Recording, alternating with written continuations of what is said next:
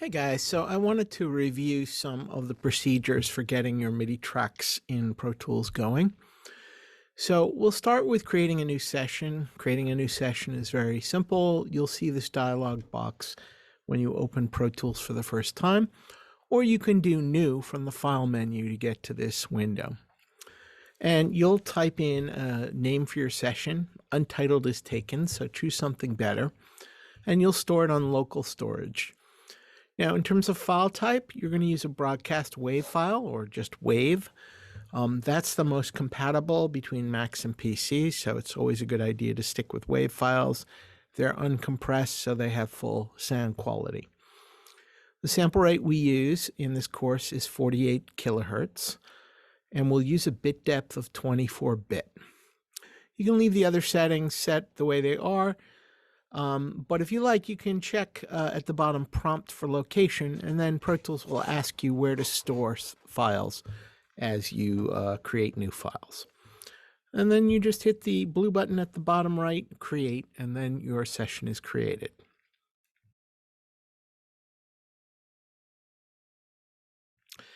Now, if you're working with MIDI files, standard MIDI files, you'll want to know how to import them into your session.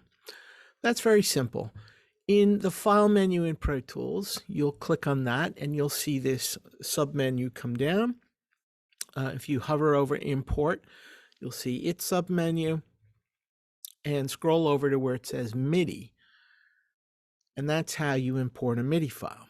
Once you go there, you'll notice the three dots after the word MIDI. That just simply means that you're going to see another dialog box. So the next dialog box you'll see will ask you to choose a MIDI file.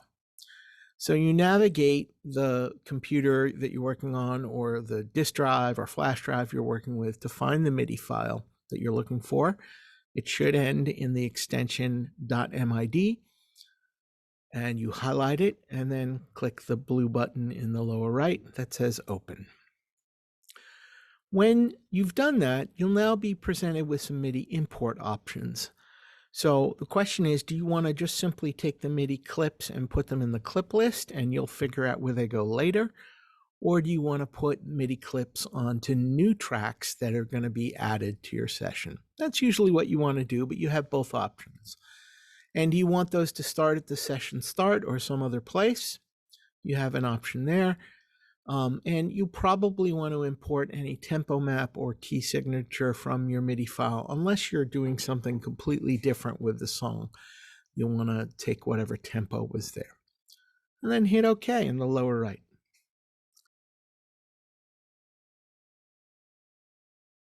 Now to export MIDI files, it's very simple as well. You go to File menu again, this time choosing Export.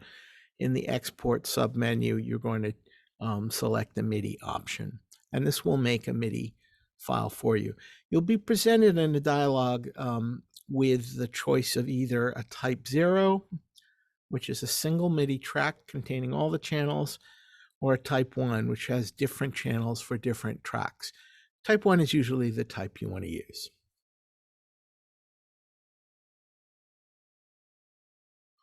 Now, one of the very important things that we want to do when working with MIDI in Pro Tools is we need to create a click track.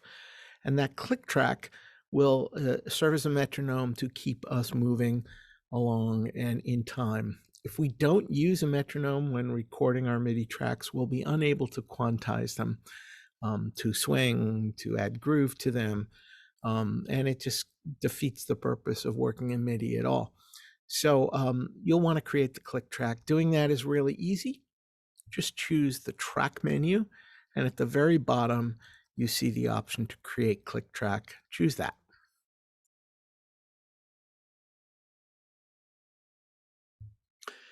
Now, in this window, I'm showing you how to set up the edit window views. So we have a views menu, and when you click on that, you get a whole series of drop downs that allow you to choose what views you want to affect. We're going to the edit window views, third item down, and you want to set up probably these three options. You can click on minimal just to clear everything out if there's other stuff visible, or you can toggle an individual view on or off. I've shown the red arrow pointing to the track color. That's just a useful thing to help you keep your sessions organized. The instruments, though, we'll want to set up so we see a column in the edit window showing where's the MIDI coming from, where are we directing the MIDI to, what instrument essentially is it going to play, as well as the volume and the pan of that track in terms of MIDI volume and pan. And then we're also showing the inserts A and E. And to use an instrument, you have to place it on an instrument track. So you see we have two instruments showing here. Click 2, which is our metronome, and Expand 2, which is our plugin for playing instrument sounds. You'll notice also that on the S track and the HH track, we have those assigned to the same expand that shows up on the drums.01 track. But the drums.01 track is assigned to expand number 2-1, in other words, the first instrument in expand 2. And then we have expand 2's 2-2, so the snare or S track is assigned to the second instrument of that expand that's on the drum track. And the third track, the HH track hi-hat, is going to expand to number 2 and channel 3. And so I have 3 different channels assigned, drums.01, S, and HH, and they're all going to the same expand instrument. The audio from the expand instrument is only heard on the drums.01 track, but the MIDI for the different parts of that drum set are on separate instrument tracks that are playing and shown here.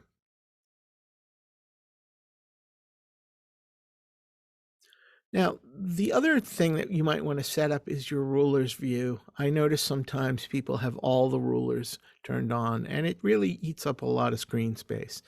So first, what I would do is I would set this to minimal. And the only ruler that is appearing by mandate is that whatever your main time display is, and we assume when working with MIDI, that that is bars and beats and ticks. That ruler will appear, and you can add other rulers as well. I find that the markers ruler is helpful. If I have tempo changes, the tempo ruler will be a useful thing. The other ruler that I often have up is the minutes and seconds ruler, so I can see how much length of time my MIDI production is working in. So that's how to access the rulers view. Of course, we can affect the mix window views from the view menu, as well as other displays, what happens with clips and waveforms, sends, and all that other good stuff that you see here. But the main one that you want to affect is the edit window, and also adjust the rulers on the edit window.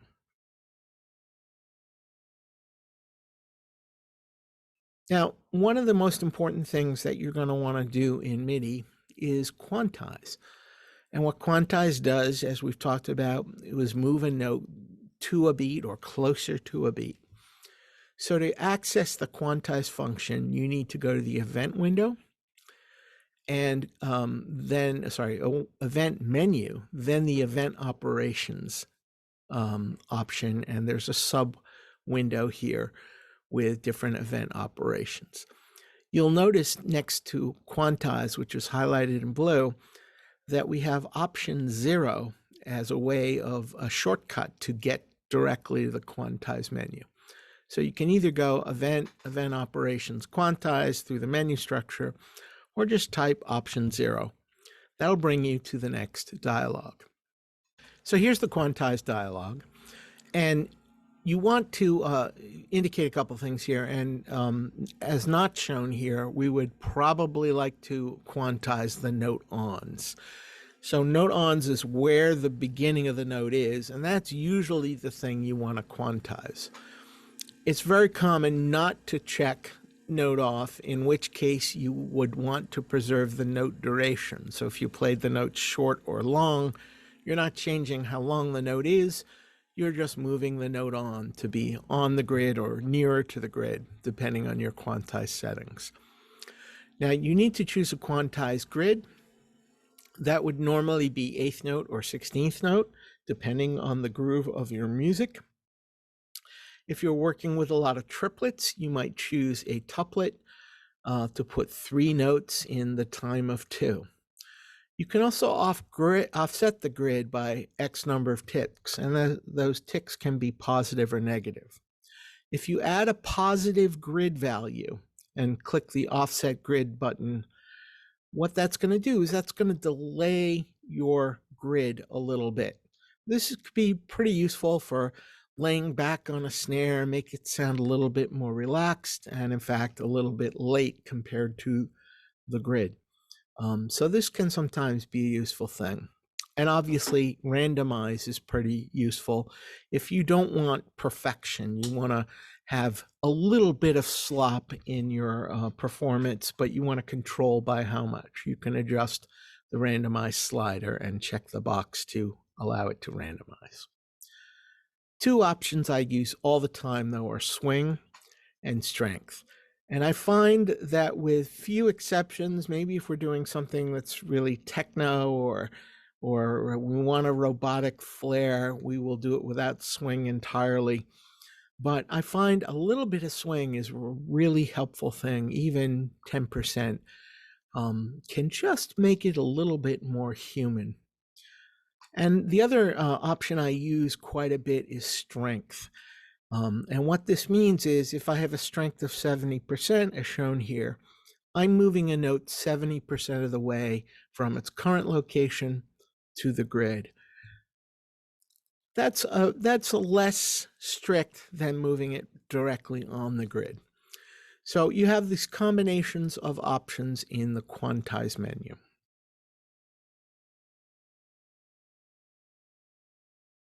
Now, something that's you might find really useful is to enable input quantize. And you'll notice this window looks very much like the quantize event operation.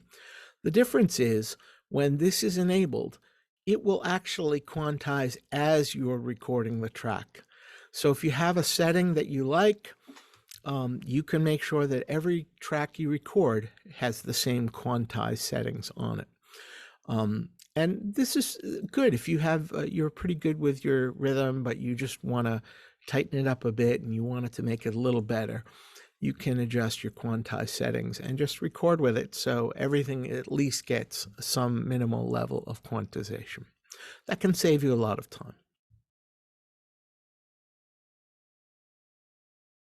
Now the next window is showing you how you can set a tempo.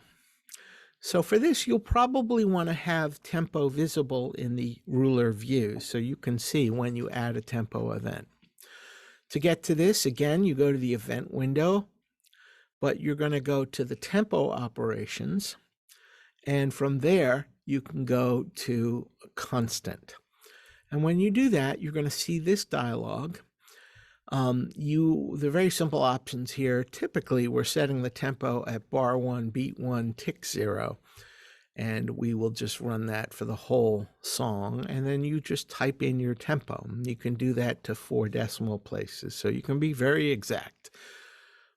If you are changing tempo, this might be a way to just put in some immediate tempo changes at various points in the song. Although the other tempo operations allow you to change tempo more gradually. So if you want to do a ritardando where your tempo is slows gradually, or an accelerando where it is increasing gradually, you'll want to go to other tempo options. And you can do that by just clicking on the menu where it says constant at the top of the dialog.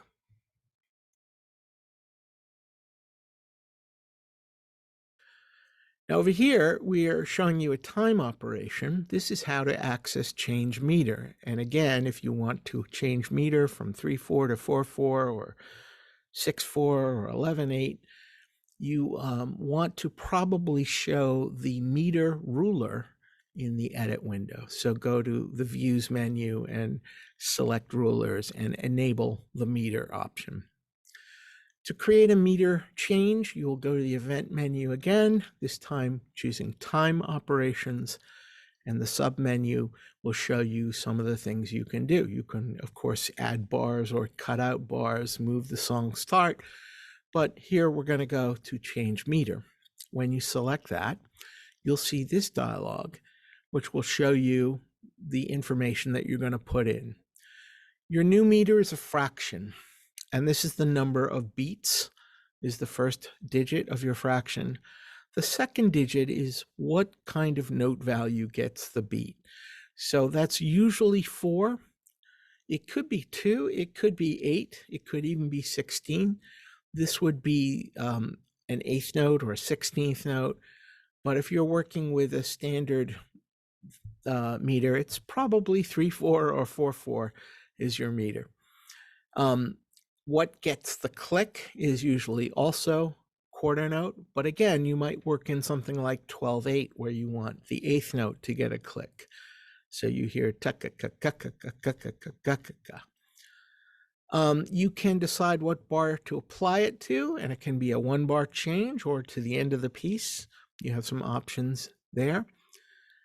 But at any rate, that's basically how to set a meter, right? Just type in your new meter, tell us what bar it's going in, and then hit the apply button in the lower right.